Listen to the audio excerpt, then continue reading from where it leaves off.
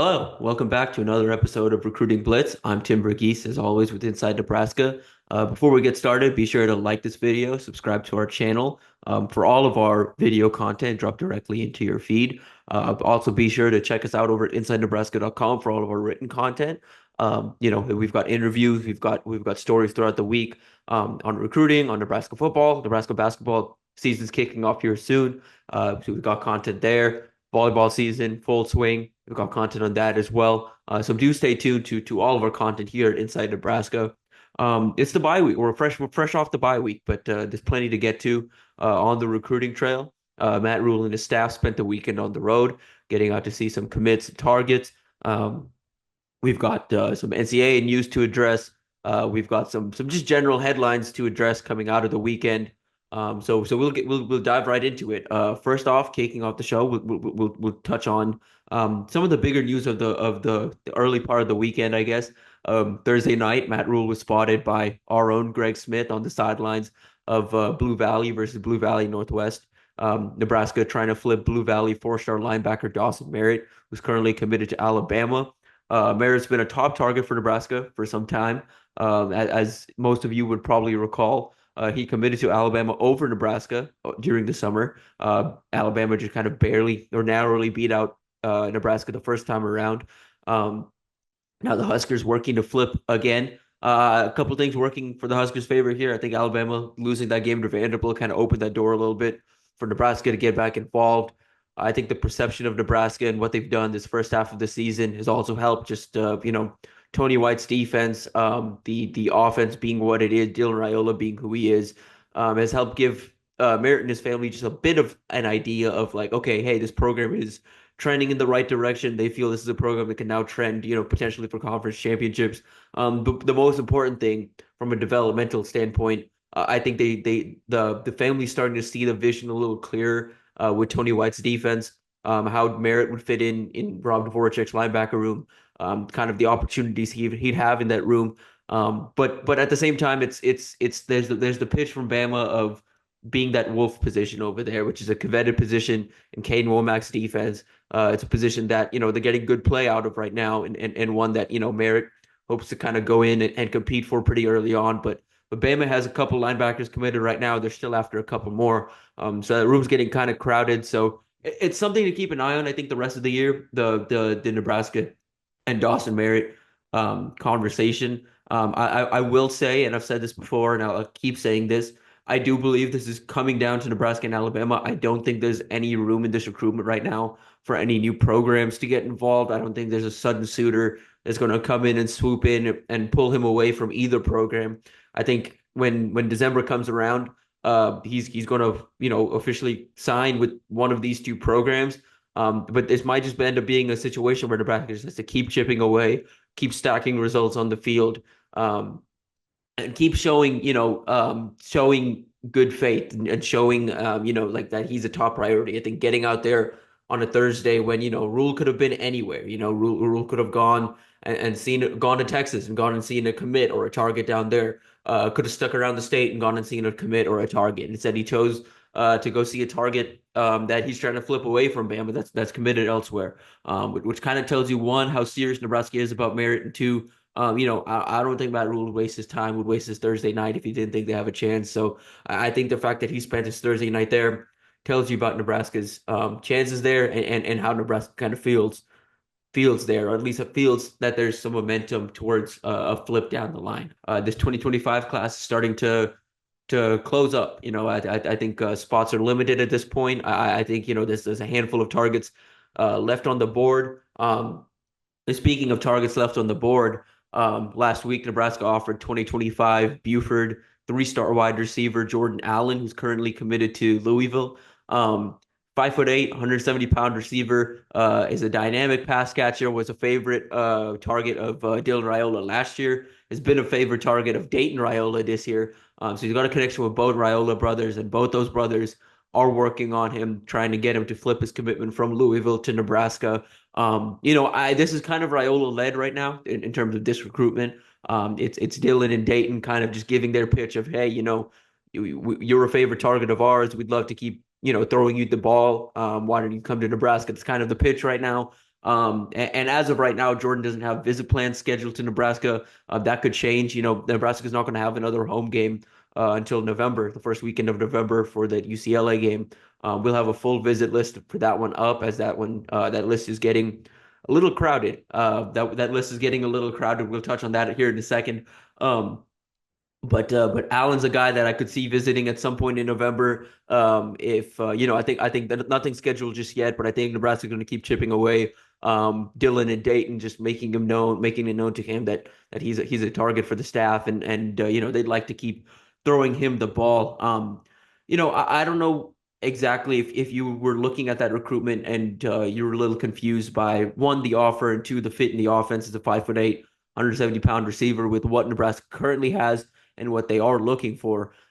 Where does this fit in? What does this potentially mean for a Michael Terry or a Cortez Mills? I don't think it means anything for either of those guys. Mills is pretty firmly locked in with Oklahoma at this point. We'll see what happens down the stretch of the season, but I think he's shut down his recruitment for a reason. And until he gives indication otherwise, I think you just kind of have to believe him at his word right now. As for Michael Terry, as we said last week, and I wrote, the past couple of weeks, I feel like that one's trending towards Texas at this point. He's set to visit Texas this coming week to see Texas versus Georgia. That's obviously the biggest game of the weekend, and a game that I think that's Terry's final game day visit he's got in his plans. So, I think at this point it's one of those things where kind of the writing's on the wall between Texas and Terry. And I think at this point it would take a miracle or something of that sort for Nebraska to kind of come from behind and pull that off. But they are maintaining dialogue, of course, and I don't think Nebraska is giving up just yet on that recruitment. It's just one of those where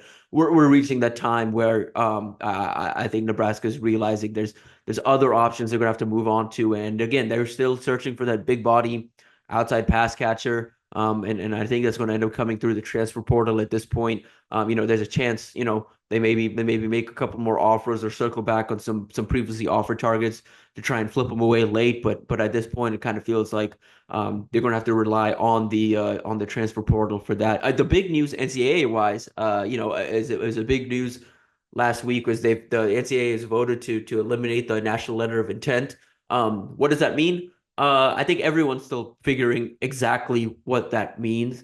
Nebraska, for example, what does signing day look like for Nebraska? I think starting this year, signing day is going to start to look a little differently because there is no national letter of intent to sign anymore. There's none of that formal paperwork anymore. Well, we'll get there. Essentially what this all means is this is getting the national letter of intent is now getting replaced with financial aid agreements from the individual schools.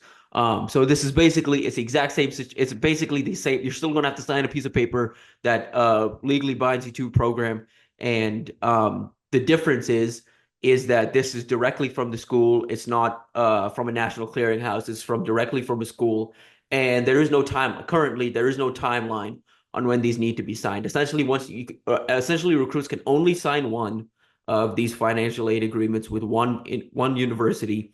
And once those are signed, recruitment must stop. But there is no deadline necessarily. I think what you're going to see eventually is a signing period of some sort.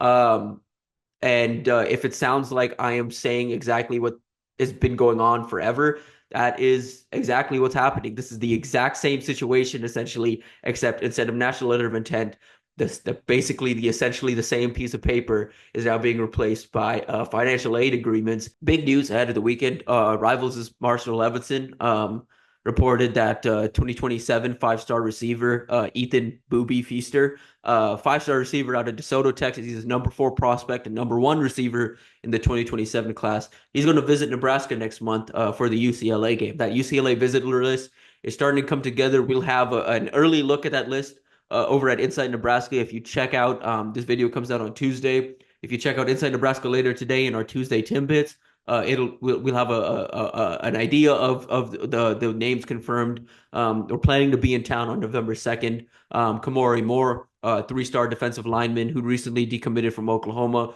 He's planning to be in town. Houston Kehana Torres, the Nebraska commit out of Hawaii. That's going to be his first time experiencing a game at Memorial Stadium. He's going to be in town for that. Feaster, a new big addition added to that list. And it's going to keep growing. We've got a couple more names working to make it in town. Xavier McDonald, 2026 receiver out of Mississippi. He's been a big offseason riser, having a big junior season right now. He's a guy that I think Nebraska really likes early on. They're going to get him on campus in November. And there's a couple more. Nebraska made a bunch of new offers over the last week. Those guys are quickly, turning around, trying to set up visits um, to Nebraska to 2027. Recent offers that are looking to make visits. Dwayne Jones and Joseph Graves, two 2027 defensive linemen from Tulsa, Booker T. Washington. Both those guys having big sophomore seasons. Booker T. Washington, a program that's produced some top prospects out of Oklahoma over the years. They're known for producing Division I recruits. These two guys both stand around 6'3", 270, 280 pounds ish right now. Early on, have a couple offers. Oklahoma's already in the mix for both of them, or at least monitoring for both of them. Nebraska one of the bigger offers for both those guys early on, and both those guys are now eyeing a visit that November 2nd date for that UCLA game. So Nebraska's going to have a good group coming in November 2nd. Stay tuned over at Inside Nebraska for that visitor list as we start to put that together over these next few weeks. In the meantime, Nebraska's on the road for the next few weeks. They've got Indiana this coming week, Ohio State the week after, and so it's a bit of a road stretch for Nebraska, which is a bit unfortunate. Can't really parlay a 5-1 start into recruiting momentum by having guys on campus. But Nebraska's doing their part to stay in contact with top targets, getting ahead with 2026 targets. They're still battling for a lot of these guys. We reported last week. I think Minnesota's becoming a bit of a is entering the mix. It seems like for a bunch of Nebraska 2026 targets, and their win over USC last week has them trending for a couple guys. Jade McGregor and Hudson Parliament were both in town. To see Minnesota pull off that upset, both those guys we've mentioned in the past as top 2026 regional targets for Nebraska. Both those recruitments are now starting to look like Nebraska and Minnesota battles. Iowa's involved a little bit with both, but as of right now, it feels like Nebraska and Minnesota are the two schools to keep an eye on with both those prospects. Nebraska trending. I think Nebraska trending better in a better direction for McGregory than Parliament at this point. But I like where Nebraska stands right now, and both those recruitments are ones that aren't going to be decided anytime soon. I think it's going to take the end of this season into the off season and consistent effort from the coaching staff to win those type of recruitments. But those two guys would keep an eye on as top regional targets as new contenders kind of start to enter and remain in the mix for those guys. Um, Outside of that, we've got rundowns on a couple new offers over at InsideNebraska.com. Be sure to check that out. Check out Timbits on Tuesday. We'll have a couple updates there on some recent offers, on some bigger developments across the country. Real quick as well. Speaking of that, Matt Rhule stop through Blue Valley and Blue Valley Northwest on Thursday. Following that game, Nebraska offered Barron Marshall, 2028 wide receiver at Blue Valley Northwest. He's a guy that as a freshman stands 6'3", 170-ish pounds already. Already has an offer from Auburn, now adds an offer from Nebraska, has schools like Missouri and Kansas State and a couple other SEC programs monitoring him. Looks to be one of the next young talents from Missouri, the 2028 Missouri or Kansas City class. Looks loaded pretty early on, 3-4 guys already on Nebraska's radar. The benefit of having Jamar Mosey on staff has been Nebraska's been able to get ahead early on these guys, and at least is has some familiarity with some of the top young prospects coming out of Kansas City, an area that the staff is trying to emphasize, and an area that staff's trying to make a bigger priority on the recruiting trail. As far as this video, that'll probably do it for us here at Inside Nebraska. We'll be back with another video next week on with some top recruiting headlines. And stay tuned over at Inside Nebraska for all of our content. And we'll be back next week.